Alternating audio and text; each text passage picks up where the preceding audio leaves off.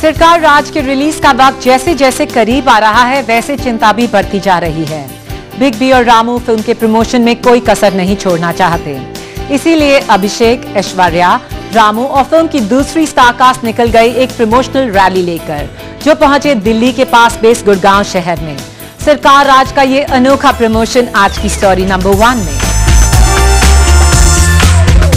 मुंबई के शिवाजी पार्क से शुरू हुए सरकार राज की रैली अब पहुंच गई है दिल्ली। इस रैली में सरकार अपनी पूरी फैमिली के साथ है। इससे पहले फिल्म सरकार बॉक्स ऑफिस पर राज कर चुकी है, तो अब रामू को उम्मीद है कि सरकार की सीक्वल सरकार राज भी बॉक्स ऑफिस पर राज करेगी। सरकार राज सरकार से कई मायनों में अलग है।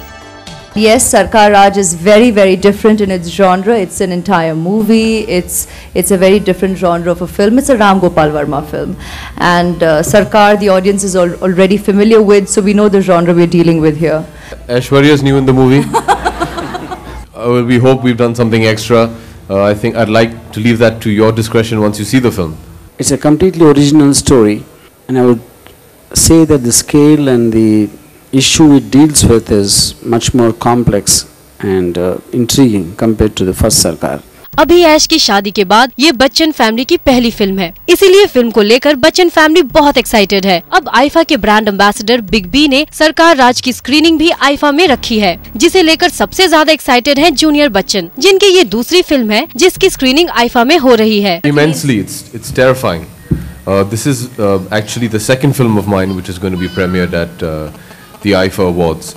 The first being Yuva, which thankfully my friends and colleagues were very supportive about. Aishwarya और अभिषेक की शादी के बाद ऐश्वर्या राय की प्रेगनेंसी की खबरों ने तो जैसे सुर्खियां ही बना ली थी। सुनने में ये भी आया था कि बच्चन के होने वाले द अनफॉरगेटेबल वर्ल्ड टूर में प्रीति जिंटा को इसीलिए शामिल किया है क्योंकि ऐश्वर्या राय बच्चन प्रेग्नेंट है। As and when we are expecting a child, we'll be rest assured we will share it with the world. It will be a moment of great joy for all of us, and we will not rob you of this opportunity. Junior Bachchan के इस तरह से मना करने से दादा बनने का ख्वाब देख रहे बिग बी जरूर आहत हुए होंगे। इसीलिए पिछले दिनों वो जा पहुँचे नैनीताल अपने स्कूल, जहाँ उन्होंने अपने बचपन को तो याद किया ही साथ अपने पुराने दोस्तों से भी मुलाकात की। ये अवसर हमारे लिए बड़ा भावपूर्ण है क्योंकि 50 साल के बाद मैं वापस अपने स्कूल जा रहा हूँ और उन अपने सहपाठियों से मिलने जा रहा हूँ जो कि मेरे साथ ग्रेजुएट किए थे।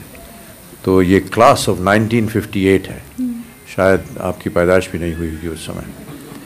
तो ये 1958 की क्लास जो है 50 वर्षों के बाद अपने ही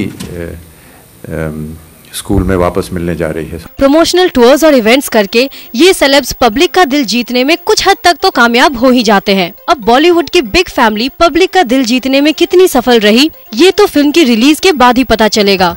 राजप्रीत सोंद, ज़ूम, दिल्ली।